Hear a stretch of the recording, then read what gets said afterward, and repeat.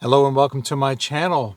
I've been working on a new frequently asked questions video, volume 5, and this one addresses questions and comments regarding my ham radio pursuits. It is going to be long. I am still editing it down from 94 minutes. It will be just under an hour by the time I'm done, but there are a few little snippets, questions that I think are worthy of standing on their own, including this one.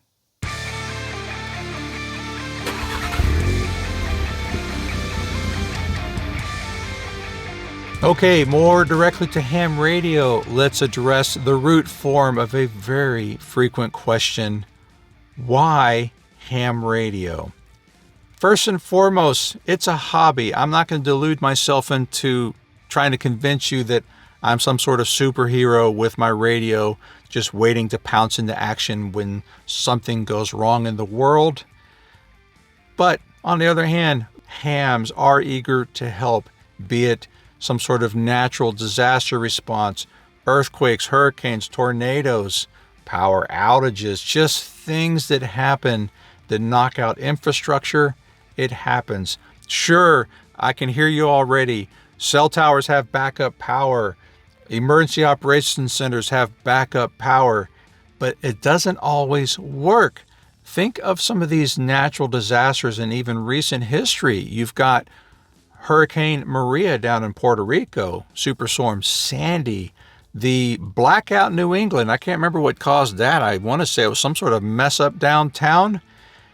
And yeah, sure, a battery backup will work for a little while with a big blackout like what happened back then. I don't remember how long that power was out, but the backups only last for so long. And then in the case of hurricanes and superstorms, sometimes the backups are taken out because of flooding.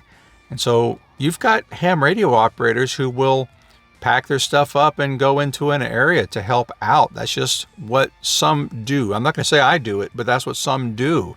So there is value in ham radio. Gosh, even recently, what was it? Just 2 years ago, I think, Texas had that big freeze and all of those wind turbines froze up. Power was out. Pipes were frozen. I don't know if it was an absolute catastrophe as far as emergency services go. I suspect it was, because they're also not equipped for snow and ice removal out there. So yeah, it was quite ugly. But you know who didn't panic? Preppers, ham radio operators. So yeah, there's something to be learned from each of these situations. Do people learn? I don't know. We'll see. So do I need ham radio? No, I don't think I need it at all, but I am glad to have it. It is a hobby, but it's also a great backup. I've made it a point to pack a lot of capability into this car, and that's just the way I roll. But the fact is hams are everywhere. There's 700,000 hams or amateur radio operators in the United States. I want to say 3 million worldwide. Anyway, there's a lot of hams, and a lot of us go completely unnoticed, but we're ready to address problems, either helping the community or helping each other. Somewhat related, what do you do with all of that, or what can you do? Some of that I've already answered, but I will add that being mobile means that I can take or move the station to different locations.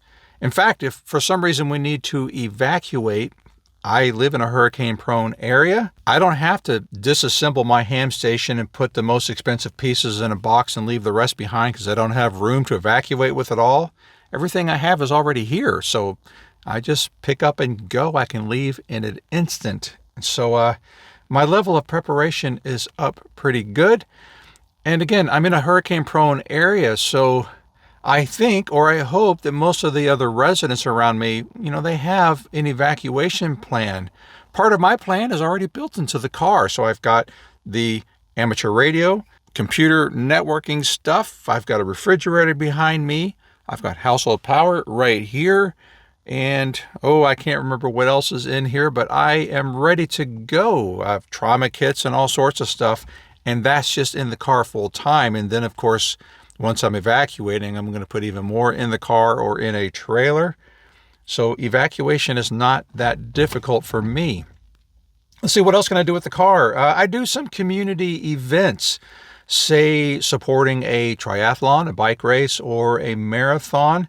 Marathons are usually pretty well supported as far as infrastructure. They take place in cities oftentimes, but bicycle races and triathlons will often go into the sticks.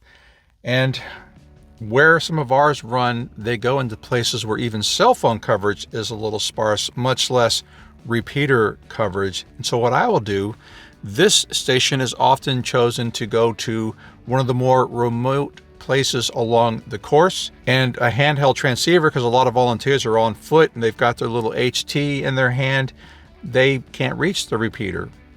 But what I do is I set up this car in what's known as a crossband repeater configuration.